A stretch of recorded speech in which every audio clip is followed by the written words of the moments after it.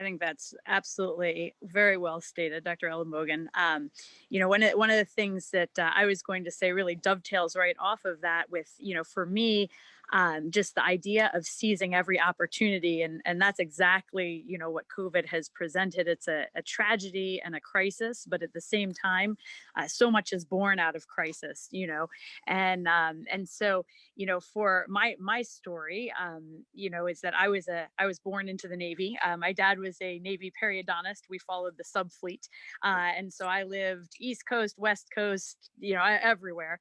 And I also joined the military because the question was, well, how are we going to pay for medical school? And so I had the opportunity to join the Navy, and I did my training in Miami, and then went out to San Diego for my internship. And I applied during 9/11, when that occurred. And that was, boy, I tell you what, that was another of these crazy application years, let's say, because everything was done by actual US postal mail at the time. Email wasn't really a thing yet. And so, we mailed off our applications, and there was anthrax, there was all kinds of crazy stuff. And so nothing got delivered. Nobody was getting interviews. We finally got interviews, and they would come. The letters were all crumpled up. The envelopes had been opened. And it was just a really crazy time. But we all got some interviews and this kind of thing. And then after I finished my interviews, right before the match list went in, I got the call from the Navy saying, you know what, we are really going to be needing Navy neurosurgeons in, when you're slated to come out. And so you can't enter the match anymore. And so I got to call each one of those program directors and thank them for interviewing me and saying that I had to, withdraw from the match. And I was going to be with the Marine Recon Force in Okinawa. So that was all set up. And in May, about 3 weeks before I was supposed to leave for that, I got another call from the military.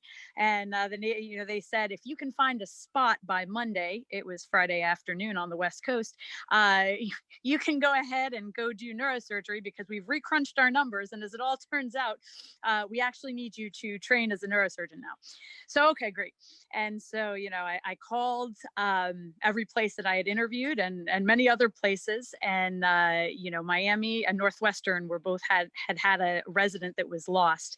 And I called Miami, but you can't, how are you supposed to call the program director at home? You can't find their phone number. This isn't really a thing, especially when it's now Friday night in Miami. And so I called the on-call resident, I remember, and, explained this very bizarre situation and said, if there's any way that you can get a message to Dr. Heroes, that would be just tremendous. And so they did that for me. And I got a call on Saturday morning and a position on Sunday. And it was one of these just crazy things that I was able to go and capitalize on things that were going on in the world, and then put my all into it, and so, you throw yourself in with everything that you've got. And I kind of did that throughout the way, the way that I was able to go out and do my position at Triple Army Medical Center. I was supposed to actually go and be the 5th neurosurgeon in San Diego. Now, let me tell you, there's not room for 5 neurosurgeons in San Diego. There's just nothing to do. I would have been very excited to be able to do a subdural hematoma. That was going to be the best I could have done. And so, when I was a medical student, I had done Dr. Leon Moore's, was Army, and was looking for somebody to help him with a pamphlet for military neurosurgery. And I volunteered. I said, sure, happy to help. And he remembered that years later and called me up and said, look, I see that you're getting ready to graduate. Would you be willing to go on loan to the Army? And so I got to go out and be the only neurosurgeon at Tripler Army Medical Center. It was great. I went out as chief of myself. I learned how to build a department. When I left, we actually built something that lasted. And, we have now 4 neurosurgeons out there and 2 PAs. And so that was just a tremendous experience. When I went out there, of course, I was a neuroendovascular trained neurosurgeon, but they didn't do neuroendovascular. So I had the opportunity to build that, and the way I was able to do that is, I went and I started to offer teaching opportunities to the techs in radiology in the IR suite. And it just so happened they had just gotten a new Siemens 3D machine, but in typical military fashion, they didn't actually schedule the training for 6 months. So nobody knew how to use this machine, but I had trained on that machine, so I knew. And so I went and I started teaching the techs. I made an appointment. Radiology wanted no part of having a neurosurgeon come in to use their stuff.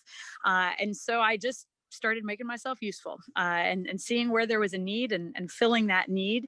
And sure enough, about 2-3 months in, radiology was willing to take a meeting with me, and we worked collaboratively to be able to start doing strokes and aneurysms and AVMs, and really got a great practice going there. And so that was something that was really exciting, but wasn't there. It was one of these things that you had to look and see, where's the need?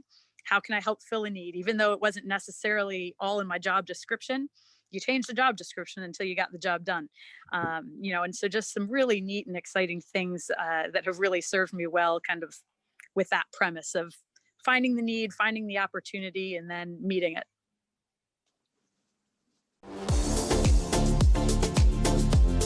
Hey everyone, Ryan Rad here from neurosurgerytraining.org. If you like that video, subscribe and donate to keep our content available for medical students across the world.